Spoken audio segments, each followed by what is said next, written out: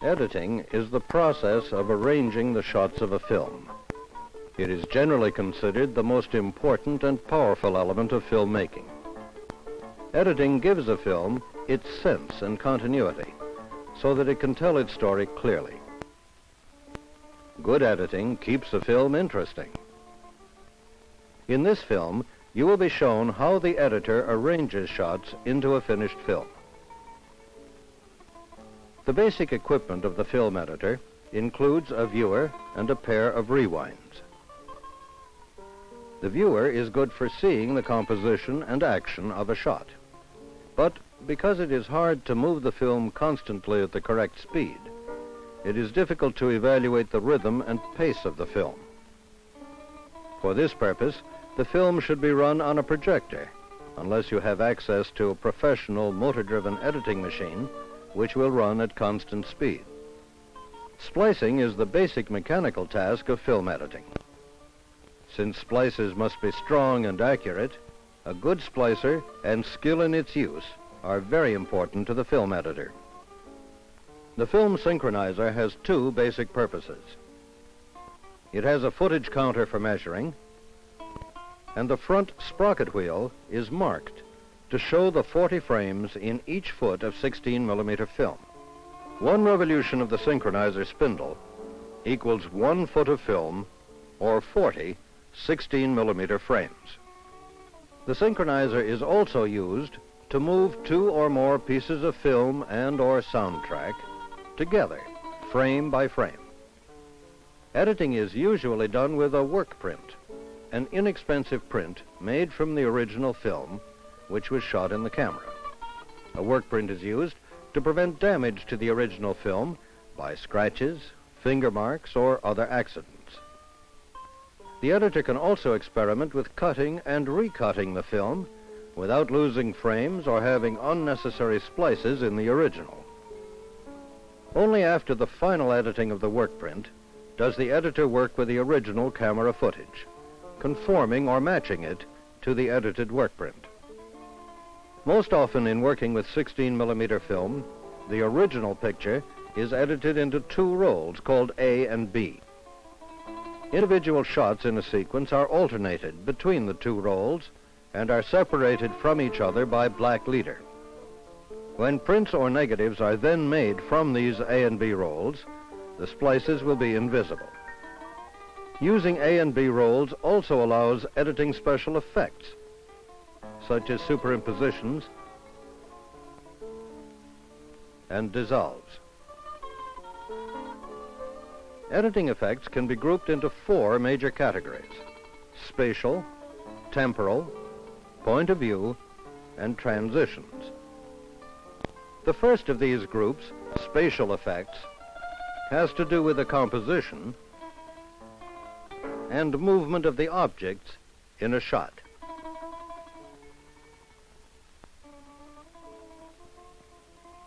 When 2 shots are cut together, they must be appreciably different in distance from the subject or different in angle to the subject in order not to shock or confuse the viewer.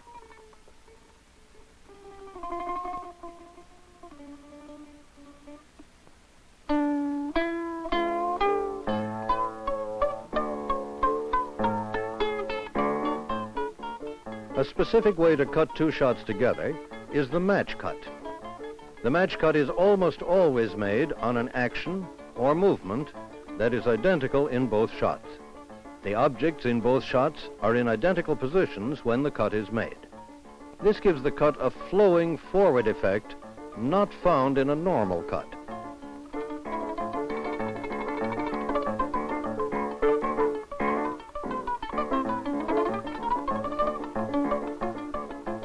Cross-cutting is the cutting back and forth between two main actions which are usually related.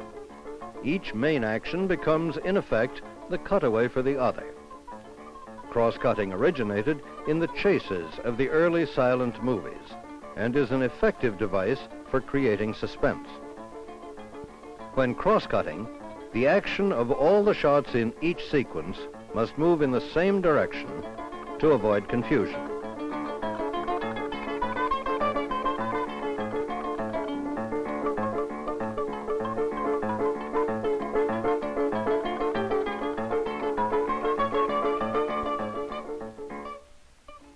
The term cutaway refers to a shot that is not a part of, but is still related to, action. The editor will cut away from the main action to a related shot to cover a lapse in continuity, to contract the time an action really takes on screen, or to show a character's reaction to the main action. This kind of cutaway is sometimes called a reaction shot. Another kind of editing deals with the temporal effects which relate to pace or rhythm of the cutting. The pace of editing is determined by the length of the shots used.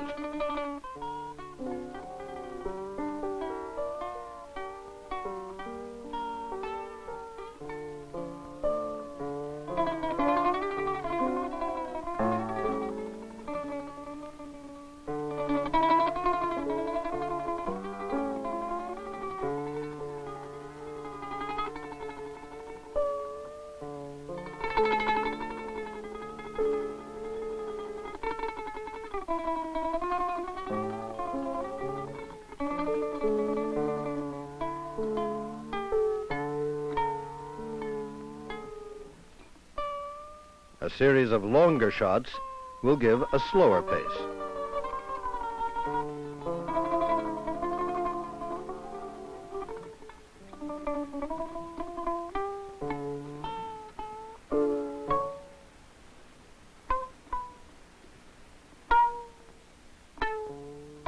A series of short shots will give a fast pace.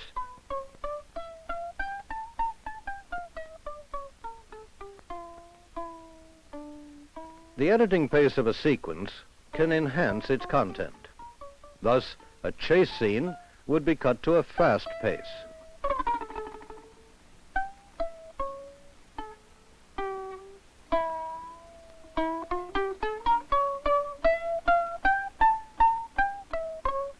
A peaceful scene to a slow pace.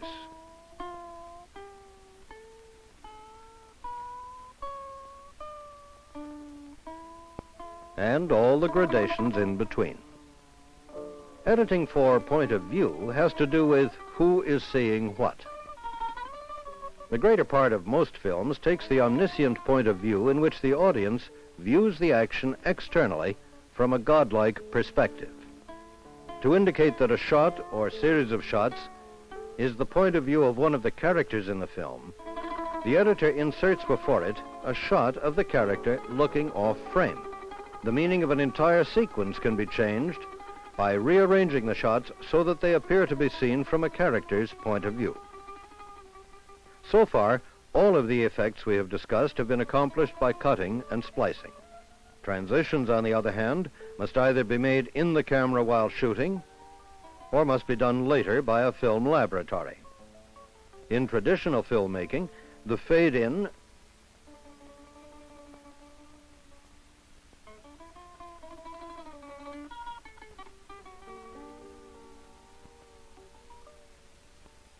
and fade out are roughly equivalent to the beginnings and ends of paragraphs.